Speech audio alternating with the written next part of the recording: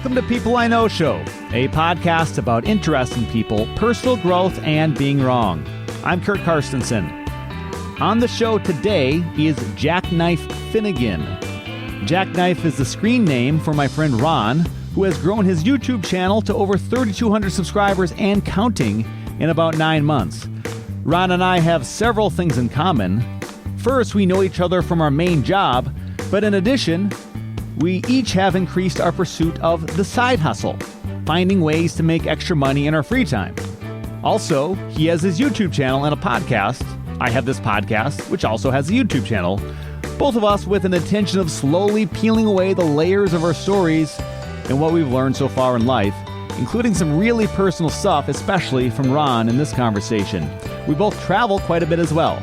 And we get into all of that in the conversation, which was initially recorded live on video to the Jackknife Finnegan YouTube channel, which will make some aspects of this recording of the live show feel like a simulcast, because it was, as we each had a slightly different purpose for it. And because of some language, I've also marked this episode as explicit. You'll find a bunch of links in the show notes, including the link to the full unedited episode on YouTube if you'd prefer to watch it. Now, let's get to my conversation with Jackknife Finnegan. I know you as Ron. We're going to go with Jackknife Finnegan for most of this today. There's a few things that I think we really fall in line with over the last few years, and we're going to get to all of them. One is travel. One is the fact that we both now have a podcast and a YouTube channel. But I think the first thing that is most interesting to me is, of all the people that I know that are involved in side hustles, I swear you've tried like every one of them to try to figure out which ones work the best, which ones are going to make you the most money on your own schedule, and try to find the best way to free up your life when you want to and need to be with your family and do whatever else you want to do, but also to make as much money as you can with the other time in your life. So let's get into that. Right now, if someone was looking to pick up a side hustle, they haven't done it yet, but are considering it, which one do you think, at least we're based out of Minnesota, but in wherever someone might be, from what you know, what's something that someone should really get to, can do it real easily, real quickly, and probably make the best money, from your opinion? Well, you're right. I've tried as many side hustles as I could. I have not done Uber. I have not done Lyft. Well, I'll be able to offer that because that's what I've been doing. So those I don't know about, but I did Shipt. I would not recommend Shipt. Shipt is no good in my opinion, because you got to do, what happens is they'll give you the grocery list. You got to go in, you got to do all the grocery shopping, and then you got to bag it up and then deliver it, which is way more work than what it's supposed to. And then you don't get tipped. So it's kind of, I would not do it. I do DoorDash once in a while when they offer boosts. Otherwise, I wouldn't really do that as well. But Amazon Flex, I talk a lot of crap about it, but in all reality, it pays. It does good. Because you do a 4-hour block for $72. You do that in 2 hours, you're making $36 an hour. You know what I mean? They expect you to do it in 4 hours, but if you're good at it, you can do it in half that time. Oh, yeah, you can do it in half the time. So why wouldn't you? Because then you do 2 hours, $72. And then what? You do that, in 8 hours, you're making about $300-400 in 8 hours. That's pretty good money. Yeah, you know what I mean? That's a good deal. And the thing about that I don't like, but I think a lot of people are cool with, you need to kind of schedule off. You need to kind of watch for it, pick something that's available, and then schedule off that part of your day. You got to find something that fits your schedule, and then you got to commit to it. Mm-hmm. So you're adding that commitment to your life, but if you're able to do it, the money's worth it. Yeah, the commitment thing does suck, but luckily you get an hour. Like, you get all the way up until an hour to cancel, so then they don't hold you to it. Where other companies like Shipt, you need at least 4 hours to cancel, which is stupid, because you don't know what you're going to be doing 4 hours from now. See, within an hour, I know what I'm going to be doing. I know if I'll be around. I know if I'll be busy. I don't, that's just how it is. But I mean, I don't know. I like doing that because it works with my schedule. I have the kids in school from 8 to 3. So my goal is I try to do an Amazon or DoorDash between those hours, because I have no one at home.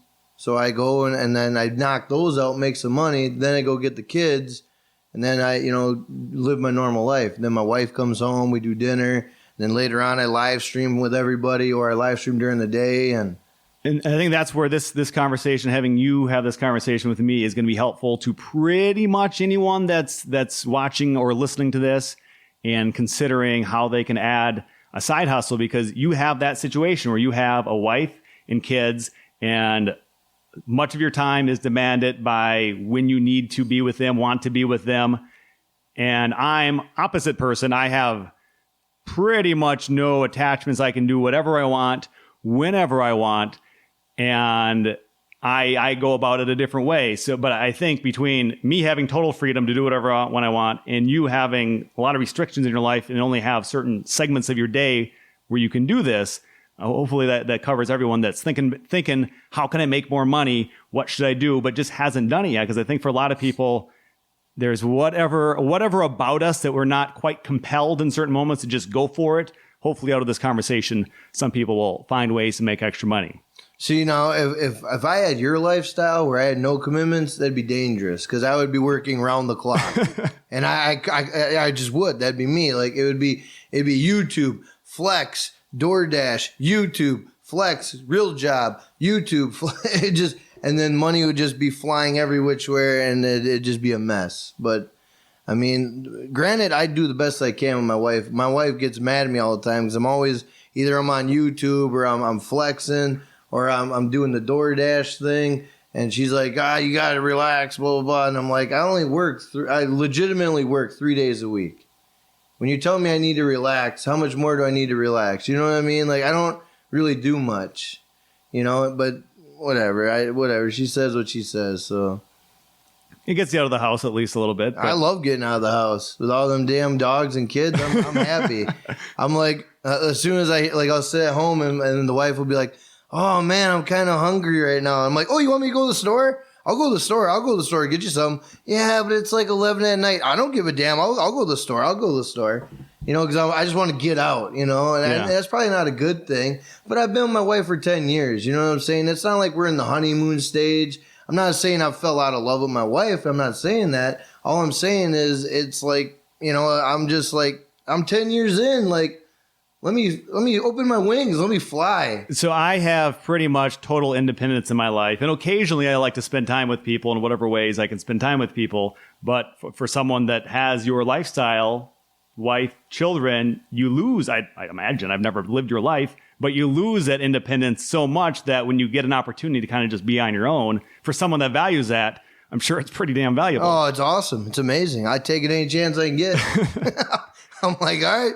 My wife's like, I'm going to bed. I'm like, all right, see you later. Woo! I'm doing my own thing. That's me. I'm an independent person. And what's crazy is she's an independent person. So I don't know how the hell we coexist. It's weird, but it works. So. And so you've talked about some of the side hustles you've done, or maybe you've gotten through all of them already, all the ones you've tried and the ones you continue to do. I do the Uber and the Lyft driving. I started Uber driving 4.5 years ago. And at that time, the system, I didn't find it to be that good. I didn't do that often. It wasn't that efficient. I didn't make that much money. If I made like an extra $100 a week, I thought that was okay. And I didn't really try that hard.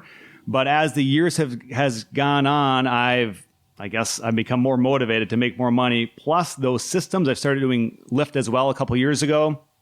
The system to be able to make money reliably, it's happened. They start adding different promotions and a few different things that allow me to get to the point now where I bought a new car for the purpose. I bought a brand new Toyota Prius last May for the purpose of doing it, the Uber and the Lyft driving more and more. I put on 30,000 miles in 10 months, which maybe sounds like a lot. But in that time, I've earned, I'd say, about 2/3 of what it will have cost me to buy the vehicle by doing that job on my own hours when I want. I do it a lot, maybe 20 hours a week on average. Nice. And I don't know, I probably made somewhere between $15,000 and $20,000 side hustling that in the 10 months. So do you do airport runs or no? Yeah, I do. The thing about Uber and Lyft is with a small exception with Lyft where you can kind of pick some scheduled trips in advance, which ones you want to do. I don't really do that.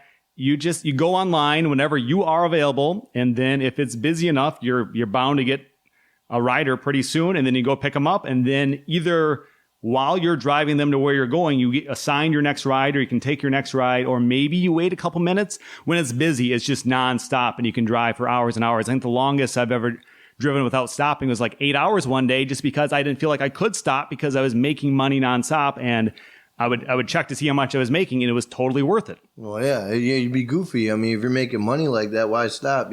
That's kind of like what I ran into on DoorDash on Friday. Is I would sit there and I'd get an order, I'd run it through. Normally with DoorDash, it kind of sucks once in a while, because normally what will happen is you'll get an order and you're like, okay, you'll go do the order, and then you're sitting for 10 minutes waiting for another one. But the day I went, it was like boom, boom, boom. And I'm like, I can't deny them, because I ain't really got nothing going on. If I deny it, it's just pure laziness. Yes. So I'm just like, well, whatever, I might as well just do it. So I would just boom, boom, boom, take it. I made $50 in 2.5 hours, and to me that's not. I didn't really do anything. I just went and got food, brought to the guy, and there you go. And now the more I've been doing that, like that $50, 2.5 hours, it's not amazing money, but what else would have you done in that 2.5 hours, and where would that $50 ever come from if you didn't just do this easy gig for 2.5 hours? Yeah, I mean, $50. Unfortunately. Not to sound like an arrogant person, but in all reality, $50 isn't nothing in today's world. But I mean, like you say, what would I have done? I would have probably sat home, did whatever, didn't do anything, anything exciting, and then I went to made that money. $50, that's a meal. $50, that's anything. It's $50 that you now have, that whenever you do something to either intelligently or foolishly spend $50, you've already made it, and you don't have to worry about like having the money to pay for whatever it is that you decide to spend it on. That's kind of how I look at it. I like to make more money than I need right now, so whenever something comes up, whether it's something really fun that I want to do, and we can get into the travel topic later, as both of us travel quite a bit, and fair amounts of money can go to that at times, or it's something like yesterday, I took my car in for the oil change that I was supposed to get at 30,000 miles. And one of my tires had it was punctured in some way. I didn't even realize it. And I was going to put new tires on in a few months. Instead, I took what ended up being like about a $500 hit and just put them on yesterday. Damn. And that's a lot of money. And I don't like spending it, even though I had eventually would have spent it. But it's like, well, I've made that $500 last week doing this gig that ultimately pays for my car, or I'll just work harder this week and I'll make it and I'll forget about it. I'll have the money. I'll be able to create it. And that's me as single independent guy. Not a lot of needs for my income besides what I spend it on. And I know maybe not everyone can relate to that. Maybe no one can relate to that. But if you can relate to that, the money is there for you. Maybe you haven't been as ambitious as you could be. I think we all realize at times we could be more ambitious. Oh, yeah. And then some of these days where we're working nonstop, whatever job we can possibly work, then we realize I never thought I could be this ambitious. Some days it's like, how did I just work 16 straight hours, go from my main job over to the Uber and Lyft job? And it's like, holy crap. I knew I have that in me, and it's kind of crazy. And I just made a whole bunch of money, just made maybe $500 in a day or something. And it's like, well, now I can do whatever I want for the next few days, or when I go on this trip next month or whatever. It's already done. No, that's nice. It's funny that you bring up an oil change. I got my oil change yesterday. I don't know if you ever use Groupon. You ever use Groupon? I do use Groupon. Groupon actually has a Valvoline oil change in there for the first time ever. Okay. Fully synthetic, $39.99.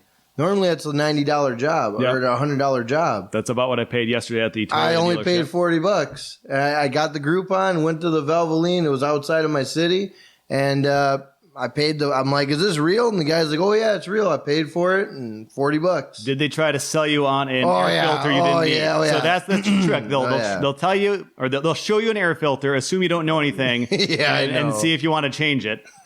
And if you don't know anything, you might overpay for the air filter, and then suddenly they've made all their money that they're going to make anyhow. But if you can just say no because either you don't need it, or you know you can do it yourself for cheaper, or do it somewhere else, then you can kind of win that game. Well, unfortunately, they did get me on a hustle. Here we go. The brake lights were out. The brake lights were both out. And I didn't believe them. I'm like, no, I know there's one out. I know that for a fact, but not both. So then I had him get in the car, and I went back there, and he's pressed on the brakes. and they were out. Oh. Now I know that the bulbs are about what, $7-8 for pretty much that's how much a bulb. Or less than that, probably. Yeah. Well, 7-8. I mean, unless you're getting a headlight. Headlight's like $20-$30 for me anyway. Depends on the car. For my car, they're like $20-$30. But a headlight's like $8 or $9. He's like, we'll switch them out for $11.99 a piece. And I'm like, well, shit, $3 labor, and I don't have to do it. Yeah, go ahead. I don't. So I ended up having them replace the 2 bulbs. But, I didn't want to do it. You know? I mean, do I want to sit out there and take time to do it? Hell no. If I got the extra $6, hey, go ahead, have fun. Go have fun. Go and replace it. But but by doing these side hustle jobs and knowing that, that's $6, of course. That's, I'll make it back within 15 minutes or whatever, doing whatever. Then spending a little extra money on some of these conveniences, it comes way more easily for me, because I'm a fairly financially conservative guy. At least grew up that way and tend to be. But now I find myself just being okay with spending money to enjoy life a little bit more, because I know I can go make more money easily, and I have the ambition to do it.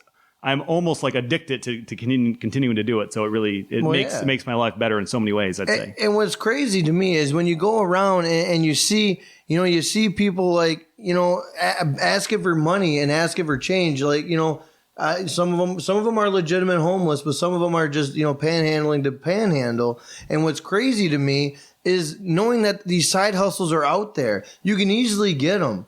DoorDash, Amazon Flex, they don't take much. All you got to do is go on an app, sign in. Or let's say all you got to do is pick up a camera on your phone. A lot of these guys have flip phones. They have cameras. All you got to do is cover something, put it on YouTube. I mean, there's so many ways to make income now. It's ridiculous that you don't need to be really panhandling unless life is really throwing you an awful deck of cards. But very rarely you don't. I mean, it's just crazy because there's money everywhere. So tell me this, with Uber and Lyft, there is a background check that they do, because I am bringing people into my car and delivering the people to where they're trying to go. With the different programs you use where you're delivering food or packages, do they do the similar background check? Yeah, they do a soft background check, they call it. Nothing intense. All they do is they pretty much run your driving record. They see what your driving record looks like. They run you. And if you don't show any, I mean, it's nothing like major. So I'm curious how that compare, like the Uber Lyft compared to that, if it's the same one. I don't know if they call it a soft background check or not. I don't think it matters. What's crazy is even to use the app, use Lyft or Uber, they have to give the pedestrian or the rider, they give them a soft background check without them knowing. Oh, I didn't even know that. Okay. Yeah, I didn't know that either until I was in Vegas. I'd signed up I got on the Lyft. I wanted to use it because the taxis in Vegas are ridiculous. So I'm like, okay. So I go on there and I had to provide certain information to show my background, which I've never experienced that. I didn't experience that in California either. But maybe you're on a list or something and they know. Yeah. Well, I would have found out by now. Is there more on the side hustle that we can talk about here for a little bit? What else do you think is useful? Because it's a part just you and I learning about what each other has done. But I really do want to encourage people that aren't quite sure how to make more money. Like you're explaining, yeah, people might be panhandling or homeless or whatever, and in those levels trying to make money. But I think there's also people that, here's a thought that came to mind. Like you are a gamer. You enjoy video games. And I used to play them a lot when I was younger. I stopped sometime when I became, when you grew up. I grew up. When I grew up, I ended up getting out of that. But what I've realized, and I think it's not like the most high tech, exciting video game in the world, but doing these side hustles is a video game of sorts. It's like reality where, okay, I got to get to this place at this time to do this, and if I do it, I meet this incentive either by making this money directly on this drop off of the package, or when I drop off a rider. And like with Uber and Lyft, they have weekly promotions where if I get so many rides within so many days, I get a certain bonus. Maybe it's $20, maybe it's $40. And there's for people that are doing these things full time. With Uber right now, if you gave like 80 rides Monday through Thursday, 4 days, which is quite a few rides, you're going to be spending some time, but you can make like an extra $250 or something like that, while making all the money you're making from doing the rides.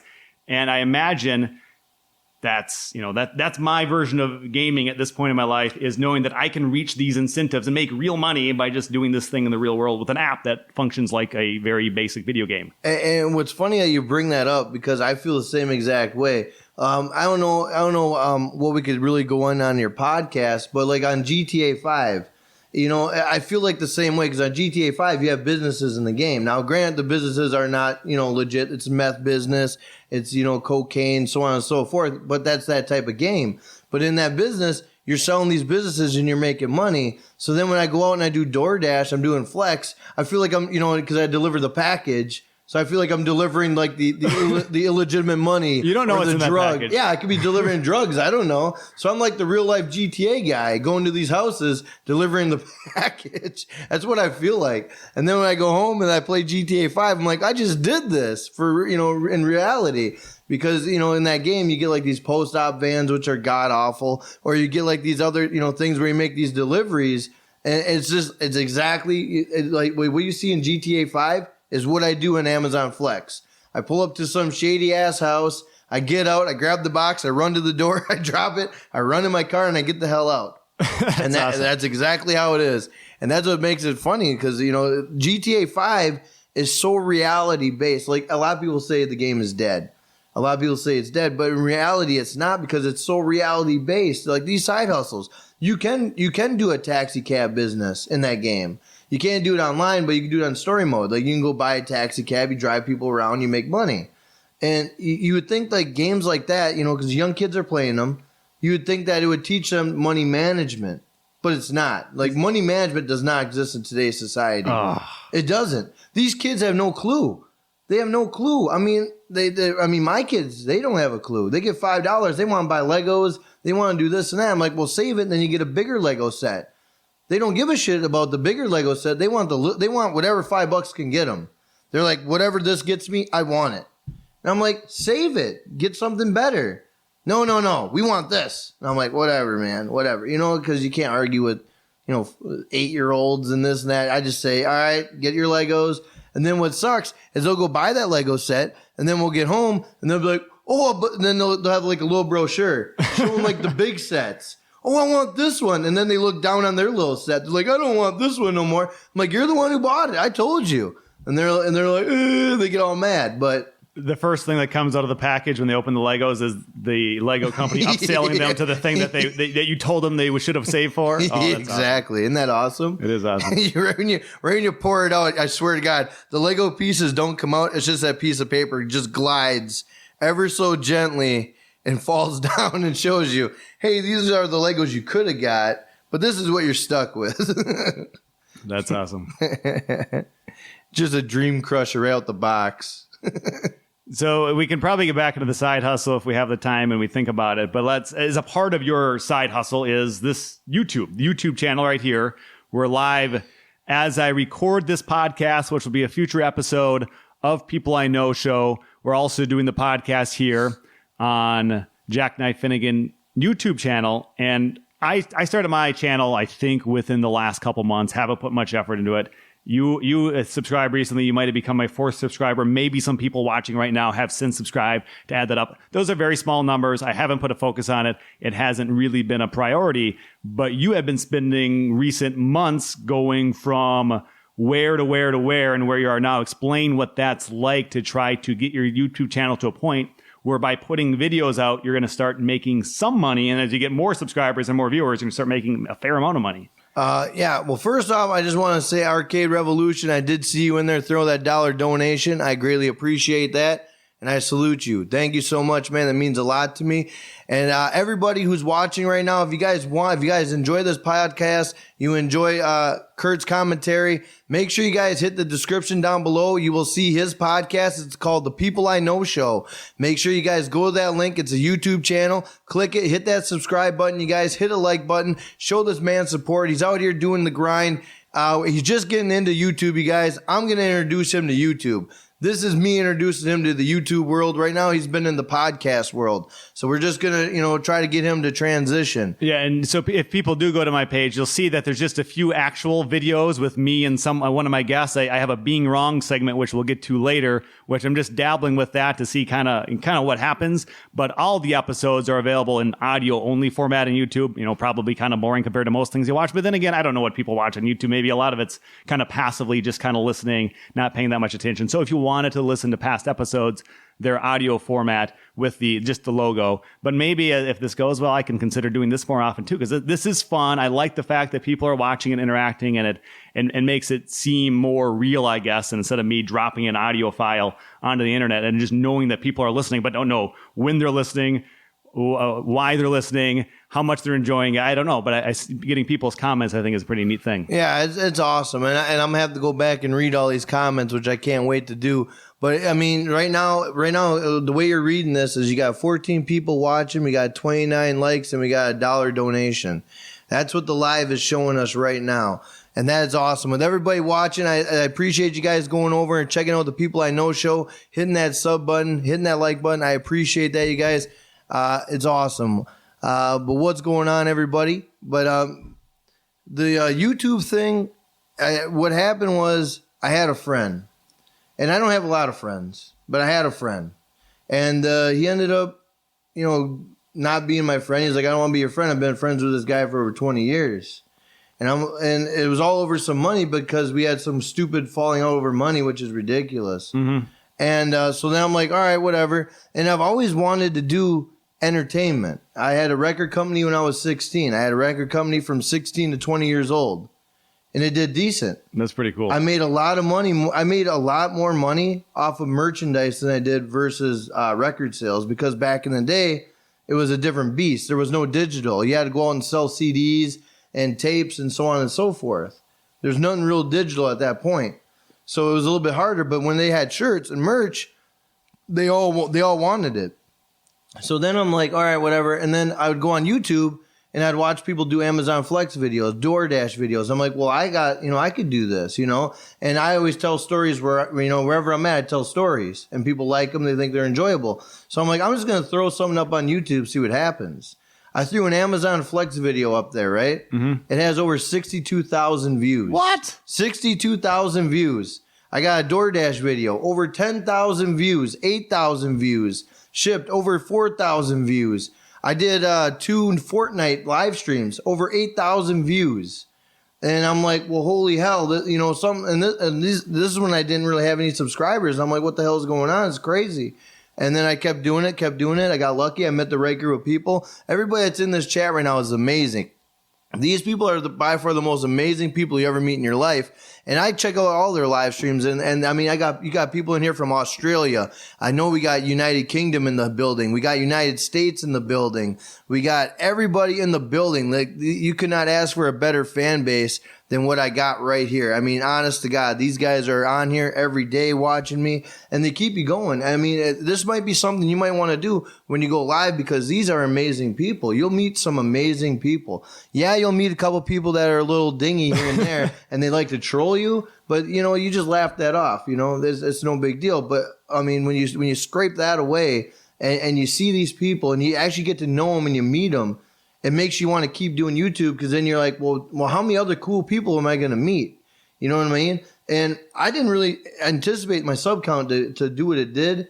I'm fortunate. I'm glad that people enjoy what I do. I'm glad that they subscribe. I'm glad that they come in every day checking me out and seeing that I'm good and this and that. But I mean, in all honesty, these people are amazing. I mean, there's a whole world that you're not tapped into yet. You know what I mean? You're tapped into the podcast world, which is nice. It's good. But as soon as you open up this gate, it's insanity. So I'm realizing into the podcast, I've had 23 recorded episodes that I've put out there since October, that with the podcast, I think mostly my main listeners are people that are already podcast listeners. Mm-hmm. And to kind of pull from that group, I'm doing it slowly but surely. But I realize with the YouTube community it seems like it's just so massive that if you do it the right way, you're pulling from just such a huge group of people that spend a lot of time on YouTube and enjoy what you're describing, that you can really build things fairly quickly, which it seems like you have. Yeah, like I said, I got lucky. I mean, I've seen people out here, they've been doing this for years. They only got 300 subscribers. I've only been doing it since June. Like I said, I got lucky. I got extremely lucky. I don't know how it happened. I can't explain it. It's just how it's. I got lucky. You just gotta get lucky, you know. And it's a cool thing. YouTube it's a whole new game.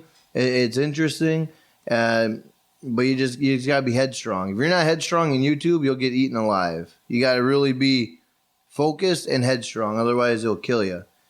You know, because you know what's crazy, right? Now check this out. You drop a video, right?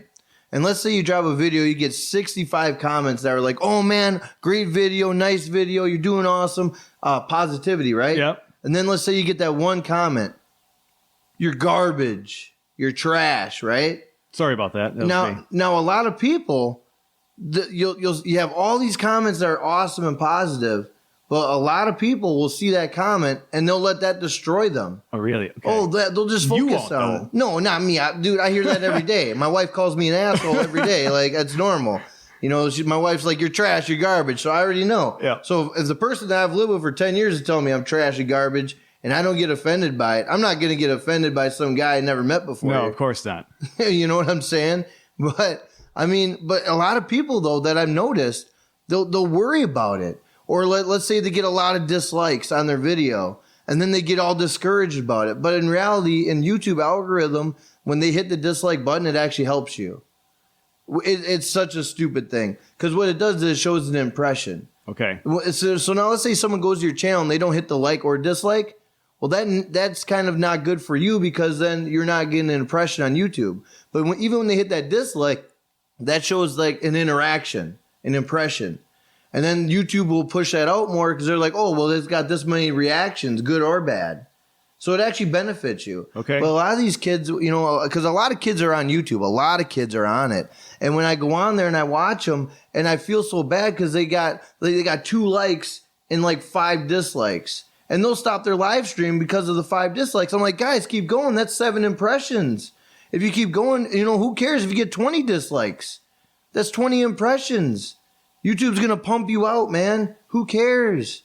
Don't let and they let their spirits go down. And it just kills me because there's so many talented people out on YouTube. You'll see it. Once you start going into the YouTube world and getting to meet these people, you're going to be like, damn, these are some crazy. I mean, they're crazy, but they're intelligent. They all possess like a superpower. It's crazy.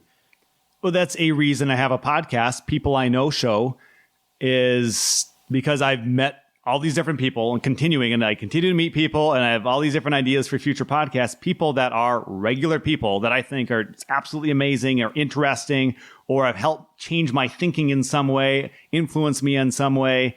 And I think they're awesome. So I want to have a conversation with them for my own personal benefit of like just doing this. Like, you and I, we've seen each other many, many times in our workplace where we initially met. We've never seen each other outside of that building in how many years? Yeah. And now, at the very least, we've done this now. Yeah. And maybe we can build more from this because we enjoy it or people enjoy it. And if not, it's something that we've shared together. And I think it's fun. It's valuable. You know, one thing that I enjoy about you, and I think you're the same way as me, is we go outside right now and we see like 3 people walking. We're like intrigued by those 3 people walking because we're like, what is their story? Why are they walking? Why made them get that dog? What made them drive that car? Like, that's me. Like, I always want to talk to people. Like, I always want to know about them. I always do. I want to know their story because everybody possesses a story. I don't care who you are. Everybody has a story. And that's another reason why I did YouTube is because I have a story. I wanted to share my story with everybody out there. You know, and granted, I haven't even dug into my story of my life yet. I haven't really dug into it just because I'm nervous to the reaction that I'll get in reality. But I mean, you and I, we look at people and we don't look at them as people. We just look at them like, you know, what type of cool story do you got? Like what, you know, what type of life do you live? You know what I mean? Like we want to know, you know, and that comes from travel. If you didn't travel as much as you do, you'd be so closed-minded, kind of. You wouldn't really look at people like, what story do they possess? I'm telling you, when you travel, it opens up so many floodgates in life, it's insane. Like, you just become so culturally adapt to everything. Like, it just opens your mind. I think one of the easy things about finding people while you're traveling more interesting is, well, you're going to see wherever you're traveling to, you're going to notice the local people, but you're going to run into other travelers. And you're going to share that with them, that you have both come to the same place at the same time. Well, what are you doing while you're here? How long are you here? And then you learn where they're from and what they do for a living, or whatever you learn about them. And yeah, everyone is interesting. Some people probably are more interesting than other people. But I think one thing that I'm learning as I do my podcast People I Know show is I find people particularly interesting for certain reasons that make me want to talk to them especially. And there's other people that I haven't had on yet, maybe haven't thought to have on. They're absolutely interesting in their own way, and maybe they don't present it to the world in a way that catches my eye, but it probably catches someone else's eye. We're all interesting in certain ways, especially I think if you really dig deep into the things that some people are less willing to say. Like, I've heard you tell all kinds of stories where you're very open and honest about things that are so fascinating. That's why people like your stories. You have crazy stories, but you're also willing to talk about things that other people would just like not ever want to tell anybody. So as you said, you've been hesitant to like share some of these things. Well, I encourage you to do it. I was hesitant to start my podcast because I knew that things about my life would start to come out, and I was afraid that someone might judge me. And I don't know what that would make me feel like. Probably like the one negative comment out of 25, I was afraid of someone saying something.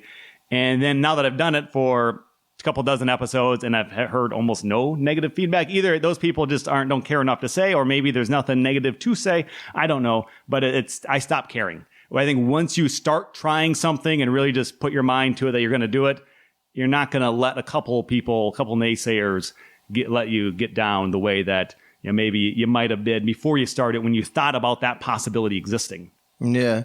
I mean, you're always going to be like, oh, there's always going to be that one guy who doesn't like what you do. You're always going to have that. But, I mean, like, I'm talking like my life. I want to like present my life to the people on YouTube. I want you guys, I want everybody to realize, how I became who I became. Why do I think the way I think, and why am I the way I am? Because a lot of stories. I got a lot of them, a ton of them, growing up.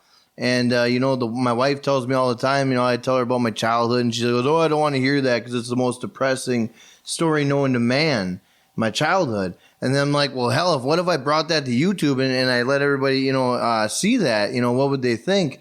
Maybe they might relate, maybe they might not, maybe they'll think I'm crazy, I don't know, but I don't know. It's just, I'm just unraveling it as we go, peeling away the layers as we go. But, I've been more comfortable doing, YouTube. Like, before, it was funny because when I would travel, I would get my camera out there and I'd be like, hey guys, Jackknife Finnegan. And I feel really weird because everybody's looking at me. Everyone's freaked. Everyone's like, what the hell is this guy doing? Now it's to the point where I'll pull up my camera. I don't give a damn where I am. And I'll be like, hey, Jackknife Finnegan here. What's going on, everybody? How you doing today? Hey, how you been? Hey, what up, Raptors? How you doing? Hey, King Wicked. Hey, I don't care no more. Yeah. And I want to get to that point where I talk about my life and I tell these guys, hey, look, this was me growing up. This is what happened to me. And then hopefully I can relate to a lot of these, because a lot of these people have stories, either similar or maybe more extreme, or, something that maybe they're heading down that path and they don't know where that path leads. And I know where that path goes. So maybe I can pull them back. You know what I'm saying? And that's what encourages me to really do YouTube too, to try to educate the youth, make sure they're not out there doing stuff. Because I did dumb stuff. Prior to getting into the business I was doing, I used to sell drugs. I used to sell drugs. You told me that. And that's what I did. And then, a person came along in my life, said, hey, man, you need to get your life together. You need to get off this. Otherwise, you're going to be in jail or dead.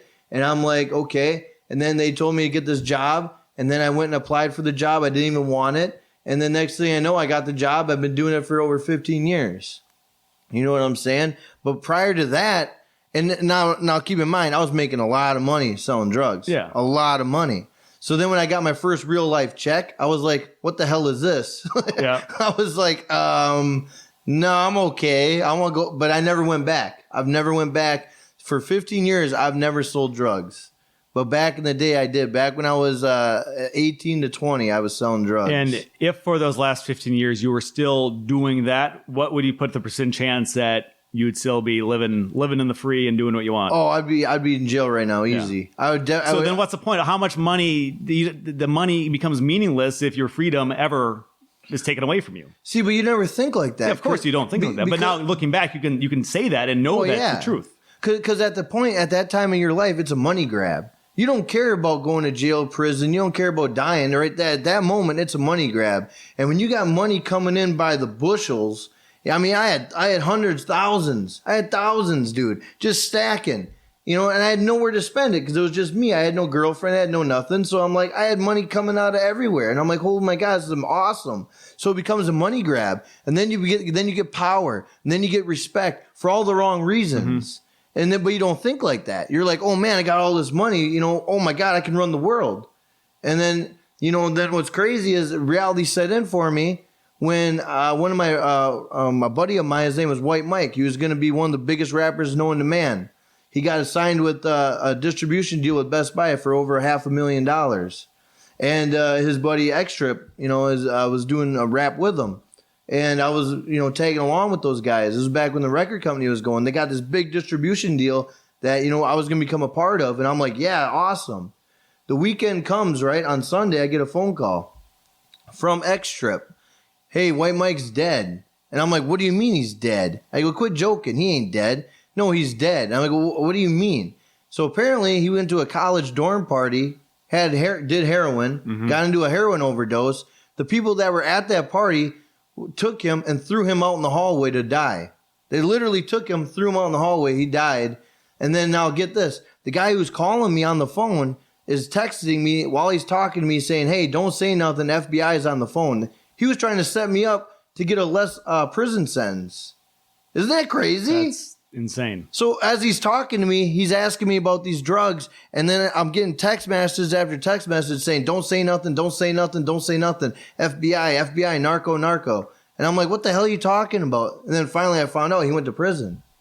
And now he's out of prison and he's clean. Mm-hmm. And I plan on getting him on a podcast, because I'm not upset about the situation. I knew the situation. He's trying to get a lesser sentence. Who wouldn't do it? Everybody would do that. You know what I mean? You would sell your mother, to get a prison sentence lowered because no one wants to be in prison. It's just unfortunate facts, but it's reality. Yeah. And so it's like, well, hell, man, it's just, so I'm like, I'm going to try to get him on the podcast. He's clean now. He doesn't do heroin. He is out of prison. He goes to his meetings and all this and that. So he turned himself around, which is awesome. But at the end of the day, White Mike's still dead. Yeah. He left behind, he had 5 daughters. What? Yeah, 5 daughters. He had 2 girlfriends. He had, a couple kids with one girl. In the beginning, when he was like younger, he was making mistakes. But then he met this one girl he wanted to settle down with, had 3 kids with her. And boom, he's gone, and it's sad because the dude was talented. I mean, he was phenomenal. If he was still alive today, I'm not kidding you, he would be probably one of the top rappers in today's whole field, honestly. Guy was a beast. Well, that makes me think about one of the other reasons I have my podcast is for personal growth. It's the fact that we go through different things in life and how we react to it, how we learn to react to situations. We can go one way in life or we can go another, and to be aware of the things that we're doing that maybe are limiting us from getting what it is that we think we want or what we wish we had. And just to hear some of your stories already, it's like you've grown from these ways, and we look back on it, and you seem pretty confident that the things that you used to be involved with wasn't the right path. It was worth doing in the sense that you got to experience it, and now you know what it's like to be that former version of yourself. But you seem pretty happy in the paths that you've gone on since then, and the niche that you've carved out for your life. Oh yeah, I got lucky. Like I said, I go back to lucky. Excuse me, all the time I go back to lucky. YouTube, I got lucky.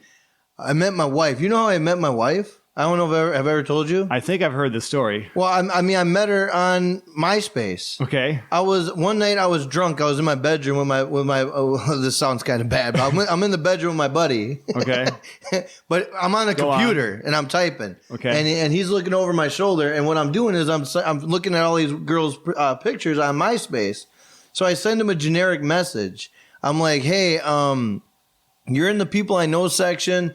I just want to know, how do I know you? Blah, blah, blah. So I'm sending them this, made up message, seeing what happens. I've done that. And all of a sudden, like, I get like 5 messages back, and I'm like, okay. And then there's this one girl I'm looking at, and I'm like, there's no, and my buddy's like, dude, just send her a message. I goes, there's no way she's going to go for me. She's she's 9 years older than me. She's beautiful. There's no way in hell I'm going to get this woman. He goes, just do it. And I go, no. And then finally he talked me into it. I'm like, all right, whatever. I'm going to send the stupid message, but nothing's going to happen. Next day, I get a phone call from her. I'm like, are you kidding me? So then after that, I started talking to her, went on our first date. Next thing you know, we've been hanging out. I've been hanging out with her 10 years now. And when I met her, she had 2 kids and no job, really. This is what's the crazy part. No job, 2 kids. Now 10 years, now fast forward 10 years now, what does she do? She's an eye doctor. We have 4 kids. So now, I mean, I took her when we were nothing, when we were dead broke. I was working at another place, not making nearly what I'm making now, making about half. Okay. She had no job, no income, 2 kids. And I had to support all that, because when you take a person on with kids, you got to almost, make those kids your kids. That's just how it is. In my mind. You have to accept those kids like they're your own kids. Package deal, and love them all. Yeah, that's how you're supposed to be. A lot of people aren't. That's how I am. So I took those kids in. I took my wife in, and she had no job, no nothing, and we're trying to get by with what we had. And then now you flash forward 10 years from now. Fast forward, now she's doing, helping people see. She's an eye doctor. We got 4 kids. 2 of them graduated, and they're doing phenomenal. And then we got my 2 little kids, my kids, and they're pains in the asses. But what do you do? But well, they've grown up with you their entire life, so that's going to be obvious that that's going to play out that way. That's true.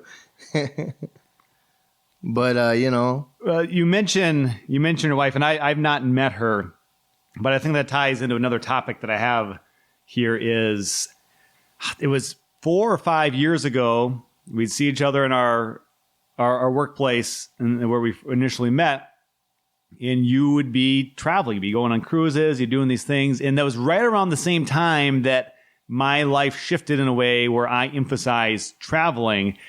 And it seemed like we were traveling all the time, whereas the people around us there and elsewhere weren't traveling that much. And not to compare, and some people don't care to travel. Maybe they don't know how much they'd like traveling. I think that's kind of the thing, because I used to not think that I would like traveling, and now I travel all the time. But I would see you do it, and then I think we'd always ask each other, where are you going next? And it would be in just like a few weeks or a month, we're always going somewhere. I don't know if you've been going as much lately, but you did say you have some trips coming up. Yeah. What is it about traveling? I guess you touched on a little bit, the meeting the people and learning about the interests of people. But what else about traveling that you enjoy, but also how is it that you're able to travel so often, or have at certain points where you have traveled a lot? Well, the reason why a lot of our traveling has stopped is my wife is really hell-bent. Ever since we got our passports, she does not want to do domestic travel. If it was domestic travel, we'd be on vacation once a month. Yeah, you're going to Florida a lot, right? Yeah, we're going to Florida. Yeah, Florida Keys, Florida. We went to California, went to Vegas. I mean, we go everywhere if it was domestic. But now that my wife has a passport, she doesn't care about that. She wants to keep going, outside of the United States. Yep. So you need a little bit more change. Every trip costs a fair amount more. Yeah, you need a little bit more change to go. It's a lot more, a little bit more spending, a little bit more time. Yeah, and more, because you want to enjoy everything there. Yeah. So now that it's been, now we go on vacation maybe twice a year versus 4 times a year. You know what I'm saying? And I'm fortunate, that I can do those things. Not a lot of people can. But the reason why we can go there is because of the jobs that we're in and the side hustles. Those side hustles bring in extra money. Because when we book a trip, my wife wants to go and buy all new clothes, all new this and that. Well, guess what? Side hustle comes in perfect, fits in perfect. I'm like, honey, go buy whatever you want. I don't care how much it is. Do what you got to do. I don't care, because I'll cover it on my end because I got the side hustle. The side hustle never quits. The packages are never going to stop coming. The food's never going to stop, being delivered. the people are always going to need a ride somewhere. It's always going to be going. It's growing and growing because people are realizing, oh, I don't need to leave my home and someone's going to bring food here. I'll pay the extra money. Exactly. Oh, I don't need to go to the store to buy all these things I used to go to the store for. I mean, this has been a few years in the making now. Someone will Jackknife Ron will bring it to my door. Yeah. That's way easier. And, oh, I don't need to deal with possibly getting a DUI tonight. I can just take an Uber or a Lyft to the bar and back from the bar or to the airport and not worry about parking at the airport. Like more and more people have learned about it in the last few years, and now people are just using it more frequently because it just makes life so much easier, especially people that make enough money that they can afford those luxuries. And I think in some cases, people that don't necessarily, like, here's a thing that's kind of strange to me, and I wonder, and I wish people the best and they keep growing and keep making more money if they need it or want it. But sometimes I'll pick up someone that's going to a job, and I'm just assuming that it's taken like half of their pay for the day to Uber there and back from their job. And it's like, oh, I want for these people. And sometimes I tell people like other ways and maybe they can make money, but it's just a thought that I had that, sometimes the ways some people make all extra kinds of money and spend it on vacations and do whatever they want. And some people I think are kind of always paycheck to paycheck. And why is that? Do people want to change? Can people change? But I do know the more you travel, the more you realize, okay, I got to make this extra money so that I can actually afford it because I want to go. I don't want to stop going. And that gives me a huge motivation to keep working hard so that I can do whatever I want and travel the world. And I want to see basically every country by the day I die. And I've got hopefully many, many years to do it. But that's my goal is to go everywhere. Yeah, me too. I mean, coming up in June, I'm going to Ecuador, and then we're going to go to the Galapagos Islands. Oh, that's cool. So man. I'm excited, because it's going to be neat. And we're going to be staying there. And that alone, I'm like, this one kind of made me choke down a little bit as I go, how much spending money do you think we're going to need for this trip? She's like $4,000. And I'm like, oh my, I thought my hair fell out. I was like, holy hell, where'd my hair go? $4,000 we're going to spend? Oh my God, but whatever. I mean, it needs to be done. So guess what's going to be happening? Side hustle. Yeah. Nonstop. Nonstop. Here's something I do. And I made this goal for the first year of owning my new car. I wanted to average bringing in, before expenses, bring in on average $450 a week. That was just the number that based on a couple factors I made up. And I'm a little bit under it right now, but what I can do with about 2 months left before my car becomes 1 year in my possession, I can do the math. How much do I need to make per week now to get back to that 450 average I set for myself 10 months ago?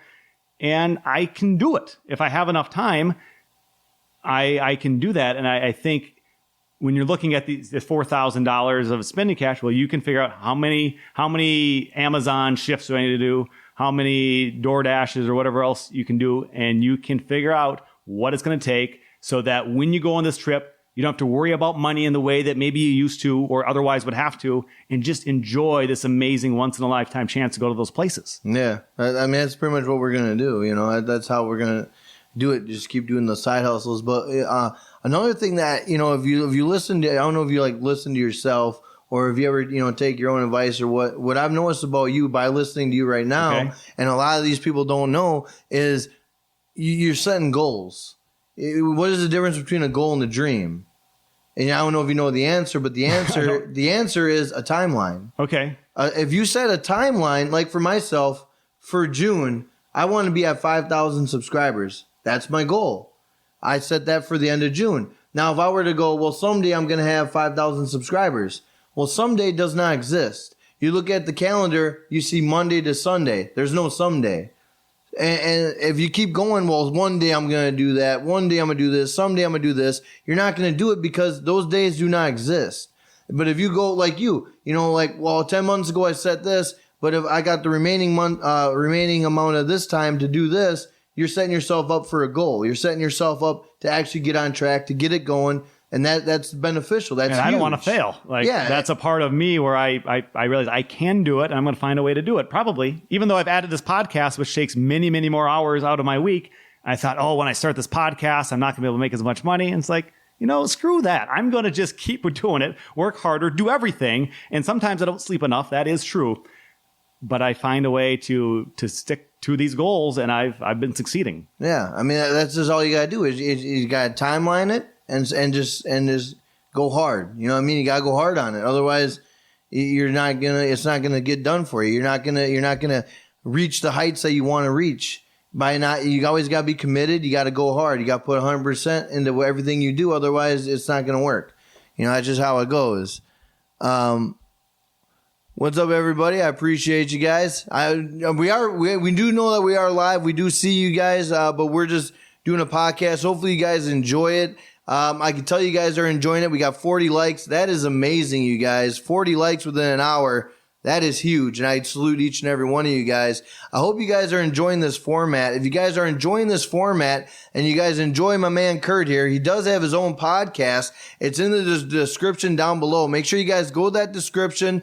You see his YouTube channel. That's his YouTube channel. He's just starting YouTube, you guys. He's been doing the podcast thing for a while. He just entered YouTube. So if you guys could hit that link, hit that subscribe button, hit that like button, I would greatly appreciate that, you guys. 41 likes. Thank you. And big shout out to Raz. I see you in there moderating the chat. You're doing amazing. You're doing phenomenal. We got Mickey up in the building. That is what's up. I appreciate you guys. Hopefully you guys are enjoying this because this is very informative. We're showing you guys how you guys can, make money, how you guys can travel, how you guys can do the things that you truly want to do in life. And hopefully you guys are taking something from this and learning something, because that's what I want you guys to do.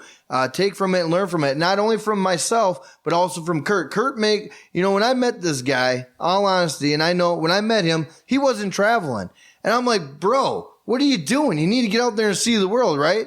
I'm like, so I tell him this.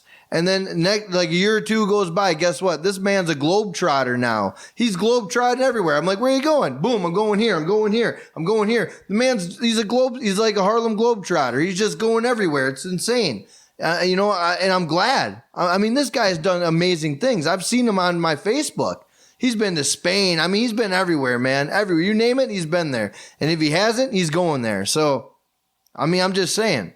Yeah, in the last 4 years, I've lost track exactly. It's somewhere between 15 and 20 countries I've been to in the last 4 years. And my goal is every year hit a new continent, a continent I haven't been to before. About a year ago, I was in Australia. I haven't quite figured out where I'll go in 2019, but I'm looking at some things with some people close to me that also are interested. And ideally, you're going to South America, and I'm looking at that, either that or Africa or Asia. We were going to go to Africa. We were gonna go to oh my God, we were gonna go to Egypt, or we were gonna go to, oh my God, what can I think of it? It's not Zimbabwe, but it's another one.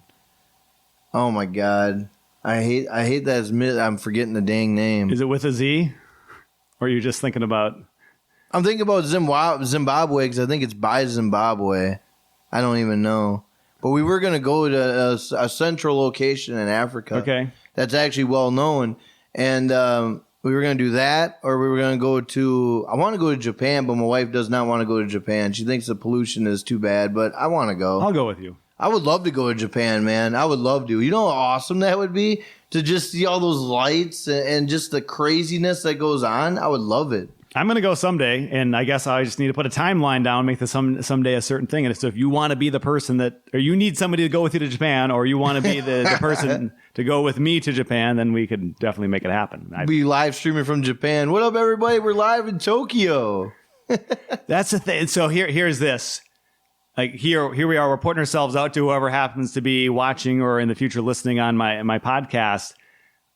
This may struggle for me still, and this might help me break through from that, is like when I travel, I kind of want to just enjoy myself. I don't want to necessarily use that as a way to promote what I'm doing, although I think I kind of have to if I want to grow what I'm doing. Mm-hmm. And that's the next hurdle I need to get over, I guess, is I don't necessarily do any of this to like brag. I don't know if it comes across as bragging. I want to enjoy my life. And then when I look around and see there's people that might not be enjoying their life as much, I would like more people to enjoy their lives in ways that they haven't yet. So then I feel like I need to tell people what I'm doing. And then I guess the final hurdle would be, while I'm enjoying my life in these great ways, to also tell people at those times, maybe. I don't know if I have to do that, but that's something I haven't quite done yet so much. I think what the cool thing is, like when I'm going to Ecuador, I'm going to be live streaming in Ecuador. And I'm going to be, I'm going to be doing video in Ecuador. And the way I look at it, the way my mind perceives it, is I'm taking all these people with me when I do that, because I got a fan base, and I'll do like a live stream where it's like me walking the streets, and it feels like they're walking with me. They're walking behind me, or they're walking in front of me. But that's the way I try to do it. I try to like present it like they're with me. You know what I mean? Like we're a big family. I mean, we're called the Finnegang. That's us. Okay. We're the Finnegang. Did you create that, or one of your viewers? Well, actually, one of the subscribers, one day we were sitting on a live stream. I'm like, what are we going to call ourselves, guys? And we had a bunch of names on the table, and one guy's like Finnegang. And then like 4 other people, yeah, Finnegang. So then it kind of stuck. So we're a big family. So when I go to Ecuador, I'm bringing my family with me. These are my family. I'm bringing them with me. So we're gonna be vlogging. We're gonna be live streaming. We're gonna be talking shit, having a great time. Because like I said, as you get to know these people and you get to talk to them, they become kind of like family. You know what I mean? Like these guys, they're there for you. Like I can go live. I'm not kidding you. I can go live at 3 a.m. I'll have a lot of these people on at 3 a.m. Hey Jack, just getting my coffee, getting ready to hang out. You know, like they're awesome. Like they're powerful. You know what I mean? I can go live at 7 a.m. and I'll have like 30. People they'll come through at all hours, all days, doesn't matter, because they want to hang out with you, and you want to hang out with them, and that's what makes it so powerful. As I hear this, and maybe this is a difference at this moment between you and I, and maybe it's not. And I think it relates to my Uber and Lyft driving. You're delivering packages a lot and different things. I'm delivering people. So I'm having conversations with these people in a lot of cases, which makes me really, that endears me to that job of Uber and Lyft driving, because I like to meet the people. So when you're talking about the people that might be watching us right now, or I guess right now live, or in the future watching this playback, and the ones that you've interacted with and really enjoy interacting with the most, I want to meet these people in real life. I want to know where people are from. So when I go to that part of this country or that part of the world, I want to be able to look them up and just hang out with them for a couple hours, because if I think they're that cool in this virtual reality, I just want to spend some minutes of my life meeting these people that I find so interesting or so kind or generous, or whoever these people are that have found your page and I guess this broadcast right now. Well, the coolest thing about this is I can go pretty much anywhere in the United States and I can meet one of these people. You know what I'm saying? I got people in New York, we got Oklahoma, we got California, we got Texas, they're all over. All these people are everywhere. So if I'm like, I don't know if I got any fans in Ecuador, but when I went to Vegas, there's a couple YouTubers that Mace Valor's out there, and then a whole bunch of my subs are in Vegas. I'm going to meet them when I come out there in July. Ecuador, I have no problem meeting people. It's a little bit difficult for me to meet these people because I got my wife, I got my kids, and my wife is very planner. Okay. She wants to do things like this. She wants to do this, and if God forbid we don't see one monument, oh my God, the world ends. and then it's like, well, then it's hard for me because I want to see it too, but then I also want to meet my viewers. You know what I'm saying? Oh, for sure. And so. And when I was in Vegas, I was so dog tired. I was going to meet Mace Valor, but I didn't because I was so dead, man. I went to the you ever seen the Michael Jackson 1 show? I have not seen that one. It's phenomenal. Okay. Phenomenal, right? And it's amazing. Here I am watching it. I'm dead tired, man. I'm watching it like this I got my wife over here on my side. I got my sister-in-law over here, and here I am. But this is amazing. But I can fall asleep during a train, though. Fall asleep I go to a musical. When I was in New York the last time a year ago, I went to something in Boots. What is it? I don't know what it's called. Puss in Boots? Puss in Boots. I think that's where I went to that, and I was all excited. I'm going to a Broadway show. I couldn't stay awake. I don't sleep enough, and then you get these sounds in the background, and you lower the lights. Game over. Done. It's so stupid that I'm at these things. That has happened many times. And they're expensive. Yeah, it was. I spent $80 to have a terrible nap through a show. I know how you feel. They're so damn expensive, and you're passing out, and you're like, I paid $200 for this. You almost want to get toothpicks and put them in your eyes. Like, I'm not sleeping. The one time I was smart, I was in Vienna, Austria, on one of my trips a couple years ago. Went to Oktoberfest in Munich, Germany, and then later on the trip went to Vienna. When we're in Vienna, a group of friends and I, and we decided to go to this Mozart show. Mozart's obviously not there. He's dead. But they're playing his music in Austria and Vienna, which is like the capital of the world for that. I think that's where he was from or spent most of his life, something like that.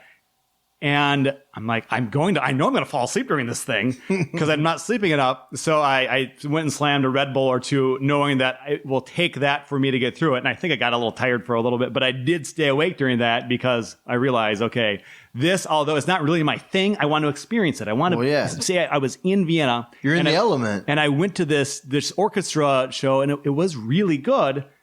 Makes me sleepy. It was really good. And I'll always have the memory of going there, and I got smart the one time and pounded some Red Bull. Maybe that's what I need to do when I do these things is do Red Bull. Because, man, that Michael Jackson show was phenomenal. And I was just like, I just couldn't stay awake. And then I felt bad because Mace's like, can you meet me after the show? And I'm like, bro, I can't even watch the show. Like, if I go meet you, I'm going to pass out at the counter. Because I was going to meet him by my hotel. You know, I was going to meet him in the restaurant in the hotel.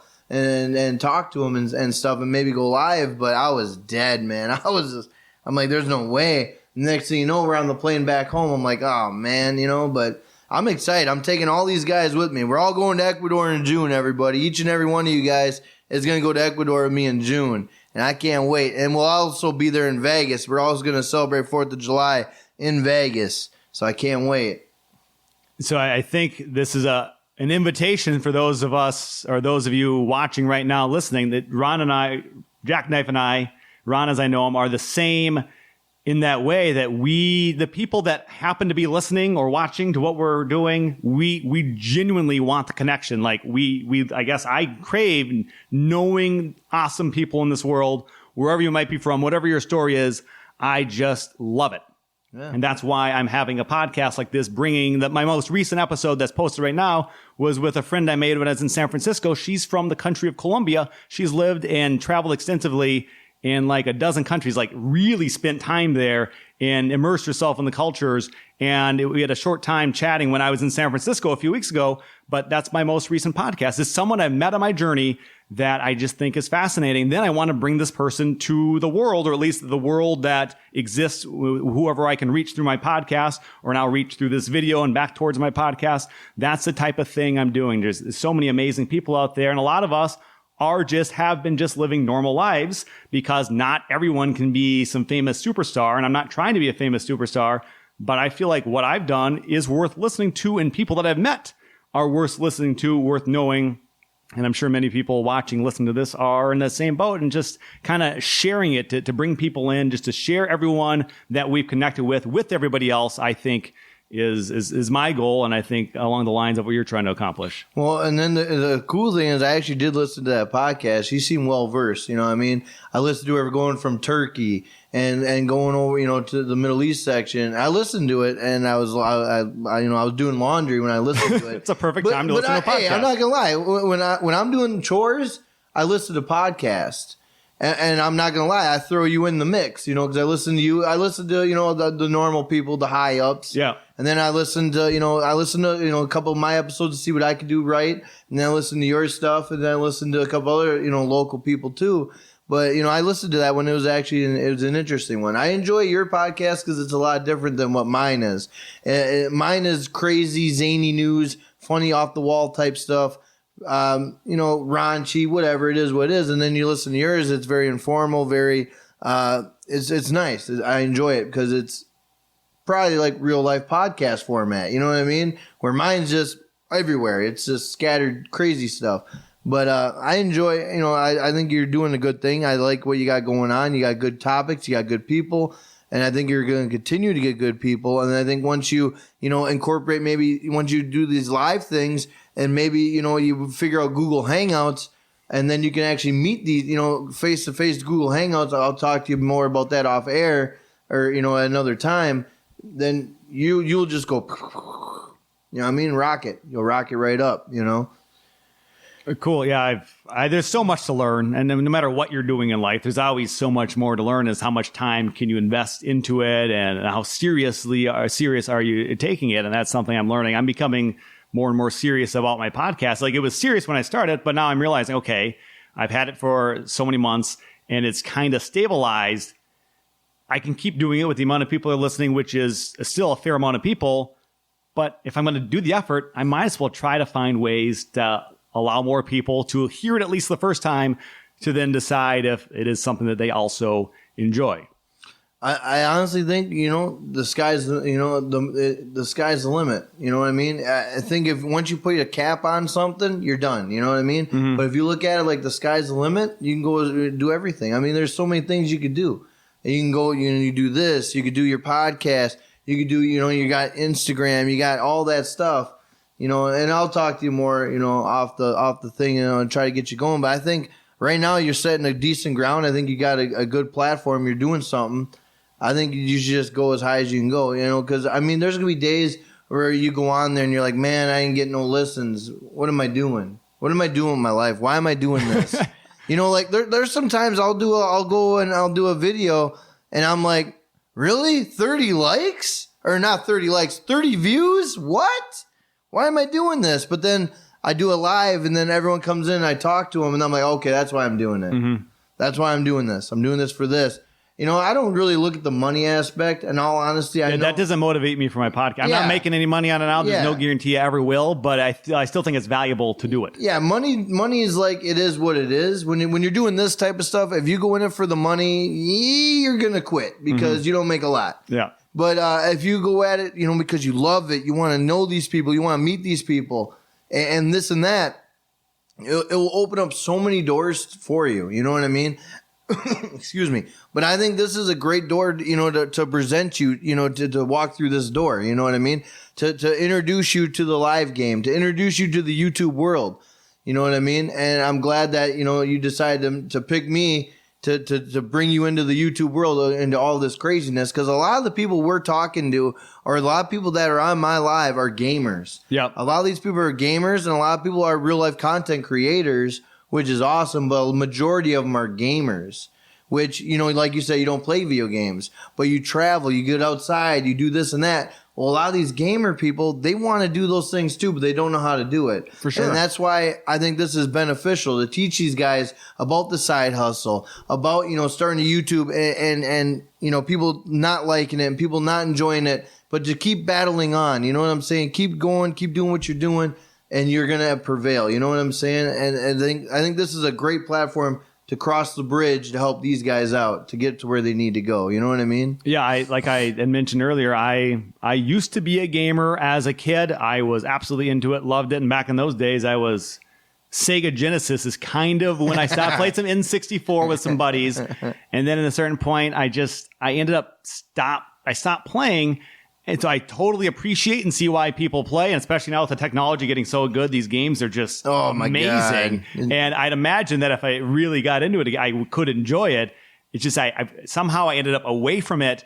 And I used to watch a ton of TV, and I don't really watch TV anymore. It's just my life has shifted in ways. We all only have so much time, and we can find the most joy and value, whatever it is we find that joy and value is. But if we think that there's more that we want, what's going to happen inevitably, or we're going to have to probably cut back on something that we're currently doing to allow this other time to go to whatever else that you want.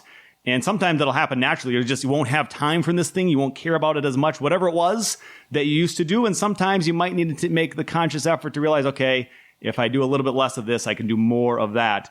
And whatever it is for someone listening or watching, and that's wanting something they haven't gotten yet, you can get it. You will get whatever you want, or at least something close to it. But there's going to be some shifts in your life. There's going to be an emphasis on personal growth and learning and understanding what other people have done to be successful.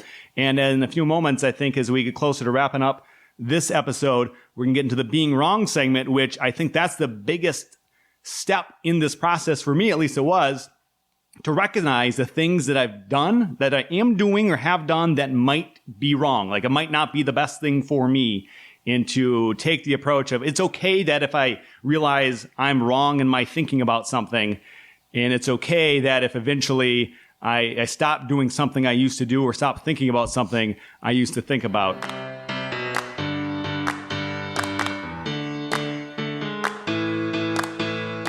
But now, Jackknife Finnegan, looking back at your life, Give me an example of something, if it's kind of a big thing, and it's something we haven't talked about ideally, but whatever it is, something that you can look back in your life now and say, dang it, I was wrong about that. Well, I mean, unfortunately, 20 years, if we fast forward 20 years from now, I know there's going to be a lot of things I've done wrong for parenting wise, for being a husband wise. And I'm kind of seeing it now, which it's kind of scaring me. So now I got to make a shift in my life. Like you're talking about these shifts, I got to make these shifts to keep it going because lately, things I've been doing wrong, I've been doing a lot of things wrong lately. And it sucks. But I got to get to where I need to go. So I got to do a couple things wrong to get there. Not giving my wife enough attention. I'm doing that lately, and it sucks. I got to get back on that. Not being a good enough father in my mind. I'm doing that because I'm putting my focus into YouTube. Yeah, I'm putting a lot of focus and a lot of things I do into this YouTube. And it's really hindering my real life. And I'm realizing that now. So now I got to do a couple things and adjust to where I can make time for my wife, my kids, and YouTube. So I'm doing that wrong. My time management's wrong. And I got to figure that out. That's a personal thing to me. And I've been battling that for 2 months now. And I don't talk about it, but I'm talking about it now. Yeah. You know what I mean? And I'm just being honest. I'm being honest with my viewers. I'm being honest with you. And I'm being honest with myself. As I need to come up with a better management plan. You know what I mean? But doing things wrong, I've done things wrong all the whole life. I don't know. That's all I do know. What I do is I'll go out there, I'll do it wrong, see that I did it wrong, and then how can I make it better and not do it wrong again? You know what I mean? So for me, it's a tough thing. I'm trying to think like, what did I do wrong? There's so many ways question. You can take about it, but I think if you can like think about the scope of your life is you really thought this way about something or acted this way to these people or spent your time or your money in a way. And now you can think, oh boy, that was a mistake. Like not a mistake in, I shouldn't have done it, but it's just like realizing, okay, definitely I moved past that. I'm past that phase of my life and I'm on to new things because I realize that for me didn't work anymore. And I'm grown from it and I'm better having realized this. Well, I realized, when I was 21 to 23, 24, when I was 21 to 24, I gave my heart and my soul to this girl I was seeing. I gave my heart and my soul. I bought her a house. I did everything. And I'm like, this is going to make her like love me more. If I buy her this house, she's going to love me more, right? That makes sense, right? Let's do it. So I buy her a house. And no matter what, I bought her a computer. I bought her a car. I bought her everything. I gave her the world. And I did everything I could do for this woman. And all she did was cheat on me. She would, run back to her ex, do this and that. And, eventually I lost my house. I had to file, foreclosure, bankruptcy. Mm-hmm. That was back when I was, 23. I filed all that stuff. It's obviously off my record now. But when I did that, I was at such a low point in my life. I wanted to end it. And that's never the answer. That's never the answer. But at the time, that was my answer. I lost the woman that I gave everything to. And I'm losing my house. I'm losing my damn dog. I mean, I'm losing everything. And it took me to lose everything in order to gain everything. You know what I'm saying? Does that make any sense? Like I had the world by the nuts at that time. I had the world. And I gave her the world. And she kicked me, spit in the face of the world, in my opinion, and told me I'm not good enough. You're not good enough. So I'm like, all right, so then I end up losing her. And I'm like, well, if I'm not good enough for her and I gave her the world, then I'm not good enough for the world, so why am I in it? You know what I'm saying? And I was looking at one time, I was in my garage, and I had the car running in the garage door shut, the car's running. I'm trying to die of, carbon monoxide. So I'm sitting there and I'm chilling. I got this music blaring. I'm like, all right, I'm in my car. I'm ready to die. I'm like, all right, this is cool. Garage door opens. My mom's like, what the hell's going on? She's like, I'm like, nothing. I'm just chilling in the garage. I'm just chilling. Nothing. I was embarrassed because my mom just witnessed me trying to kill myself. Oh, my. So now I'm nervous. Now I'm embarrassed. My mom never really caught on to what I was doing that day, which either that or she turned a blind eye to, which you should never turn a blind eye to someone trying to do that. Yep. You should always help someone when they're at that moment in their life. And so I'm like, oh my God, what am I doing? Why am I doing this? This girl ain't worth me killing myself over. You know what I mean? And then after that moment, at that time, I lost everything. And I'm like, well, how do I get it back? And slowly, gradually, I got it back. But then I also came up with a thing where I'm going to set off to piss off the entire world. If my existence pissed off the world, I did my job. If I go out there and I make one person mad at me, I did my job. Like, that was my mindset. Like, I didn't give a shit no more. I'm done. I'm done caring. You know what I mean? And I built this callus around my heart, you know, and around everything. And then I meet my wife. And there's parts of me till this day where I'm callous to her, which I shouldn't be. She gives me the world, you know, and then some. And I'm over here being an asshole, being a dickhead, saying, you know, nah, I got to go do YouTube. I got to go live. I got to do this. When I should be putting my all into her because she gave me her all. You know what I'm saying? Yep. But in this business, these people don't see that. They don't understand the trials and tribulations that I go through every day. You know, when my son's like, hey, I want to go outside and play. I'm like, well, I want to go outside and play too, but I can't put that on YouTube. I got to do a live stream. I got to go live. You know what I'm saying? Mm-hmm. And then now I'm the bad parent because I'm not going outside with my kid. I'm going on YouTube. Now I'm the asshole. Or if my wife's like, well, hey, I want to go over here. I want to do this. I'm like, yeah, but I want to do a side hustle because I want to pay for something, or I want to go live and hang out with these guys. Well, now I'm an asshole. So in reality, the Ron segment isn't really going to show up for me until 20 years from now when I look back and I'm like, I could have been a better dad. I could have been a better husband. Will my wife leave me? I don't think so. I hope not.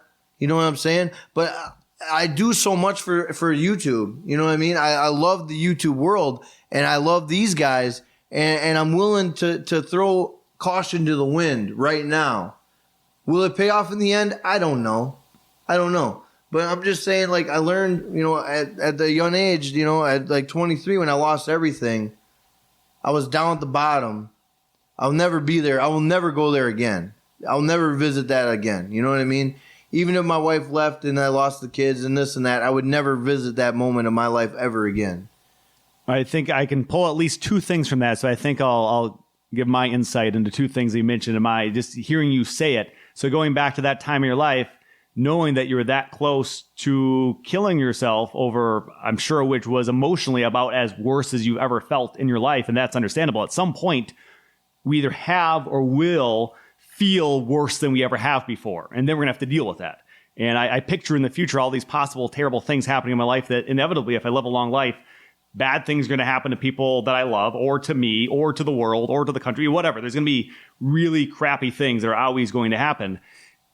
And not always, but they're going to happen often enough that we're going to experience these really bad emotional things. And it's the realization that, okay, these things are going to happen sometimes. And when it does happen, inevitably, if we pull ourselves back together, more good things will come. Especially, it seems like you left it, although initially with this negative type of attitude towards the world, that you somehow escaped from as well. Because I don't think today you're going around trying to piss people off. Well, no, but that was old. I'm old now. But that was your way of making your life living at that point is, okay, if I make someone else's day worse, then I'm succeeding, which again, that didn't pay out in the long run. You left that as well. But we do have to try to figure out our lives in these moments where we're feeling really awful, but knowing that, okay, for me, it's always gotten better. I've always come back from it. That low point comes up, and maybe for some people it's harder, takes longer, but it can and will as long as you put yourself out, and I think in a positive way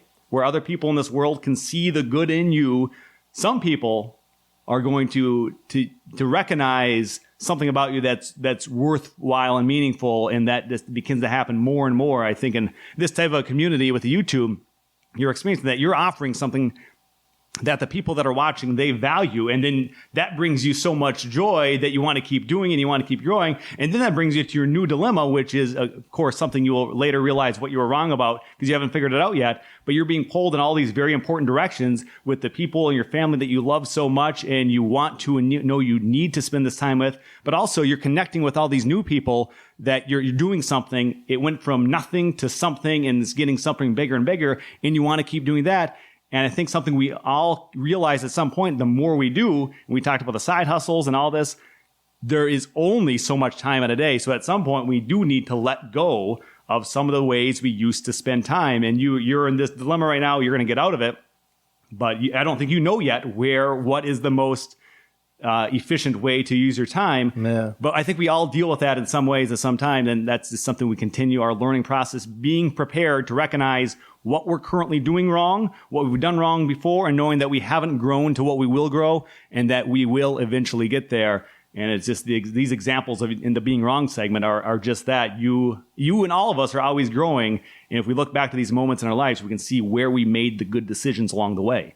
Yeah, I mean, it's a process. Everything in life is a process. So it's like, who knows where we're going to be a year from now? Who knows where I'm going to be, what I'm going to be doing? I don't know. And then, I don't know. It's tough. It's a tough thing. It's tough, because right now I'm trying to figure out, the juggling act, the wife, the kids, the YouTube, the wife, the kids, the YouTube. You know what I mean? It's just, you try to do, it's a juggling act, and you won't realize it till later, obviously. But I mean, this is just insane. It's an amazing thing when you get into this type of thing. I have an addictive personality. And I'm not addicted to drugs. I'm not addicted to alcohol. I'm not addicted to anything except for my main thing is money. I love money. I'm addicted to money. So therefore I side hustle. Therefore that's what I do. And now I'm addicted to YouTube. I'm addicted to this thing because I love meeting new people. That's my thing. I love people. I love meeting them. I love the interaction. Yeah. I love the story. And that's what drives me and compels me and addicts me to make me want to, I'm addicted. I'm addicted to it. If I'm not doing a live stream, I'm in these guys' live streams. You know what I mean? Like these guys go live. So then I check them out. Next thing you know, I've been in there for 2 hours, or I'm over there checking out some other guy, or it's just checking them out. And I'm addicted, and it's tough. It's tough to break the addiction. It is. And I think we all could step back from some of these moments and recognize, should you be spending 2 hours, maybe 1 hour, it would be enough somehow, and go, use your time in these other ways that you need to. Or that's just, one example from your life that you just said. But I think we all spend time, like my phone, whatever I'm scrolling through that's kind of meaningless on the internet. It's best I don't do that for as much time as I do it in the given week. I understand that, but it's also very addicting. And I think by having these other things scheduled today, like today I would have other things going on, but we put this on the calendar and I found this important. And today I'm doing it. And the next day I can put something else on the calendar that I know is important and make sure I do it. It's probably part of that planning ahead. You have the timeline to these important things. Maybe we need to structure our lives slightly differently so that if you're not spending as much time with your wife and kids at a given moment, maybe there's a different way to structure your time to absolutely hold yourself accountable to be there in those moments. No matter how important this is, the YouTube and the side hustle, there's probably a way to do that. You can still have the best of both worlds and just structure your time a little bit differently. Yeah, I've always been one of those type of guys where it's like, I want to have my cake. I want to eat and I want to have my cake too. That's me too. And I've always been that way. And I do my damnedest to do that. And I'm pretty damn good at doing it. But lately I've been slipping. I've been eating my cake too much and not eating my food too much. You know what I'm saying? And maybe I got I used to do marathon live streams. Like I would live stream from like 9:30 in the morning till like 5 o'clock at night playing a video game. That's a long time playing a video game. Now I kind of curbed that to 2 hours. I try to keep my live streams at 2 hours. I don't like going above that because the replay value, I want people to go back and watch it. If they see like 6-7 hours, they're not going to go back and watch that. No. Who the hell would? But if they see 2 hours, like, oh, I got 2 hours, I can watch that. And I tried curbing that. I've done a couple other things, and it's been working. But my wife's like, Rome wasn't built in a day, which I understand. I get it. Mm-hmm. She wants to see it happen every day, not just one day, but every day. And for me, it's like I'll go like 2 days and then I'll revert back. And then, she wants it every day. And I'm like, all right, I'm trying. So, it's process. It's a process. We're all experiencing similar things in different ways where we all need to continually grow with our lives changing and the times changing, do a little bit better than we did the day before or the month before or year before. And if we're aware of where we can possibly grow and then really take an active approach to to make those changes, I think it does happen, at least for many of us. And I know for me, it has happened. And I think the Being Wrong segment, People I Know show, is about that. Jackknife Finnegan on YouTube goes a slightly different direction, but we're kind of in the same boat here. Yeah, I mean, we're all doing entertainment. We're all doing, this type of thing where, you do yours on a different platform. I do mine on a different platform. But at the end of the day, we're in the same boat. We're in the same thing. You know what I mean? My buddy Ron, Jackknife Finnegan, thank you for taking the time today. I appreciate you having me, man. Really do. Thanks for listening to People I Know Show. Links are in the show notes for the People I Know Show Facebook, Instagram, and YouTube accounts, as well as the Jackknife Finnegan YouTube channel and podcast, and full video of this episode. Please subscribe or follow those accounts when you visit them. Leaving a rating or a review on Apple Podcasts or anywhere else you might be listening helps me help the show grow, as does interacting with the posts and other content you find online. Please also encourage at least one other person to listen, or you can share your favorite episode on social media. And feel free to email your feedback directly to me, Curt Karstensen, by using the email address peopleiknowshow@gmail.com. Thanks for listening.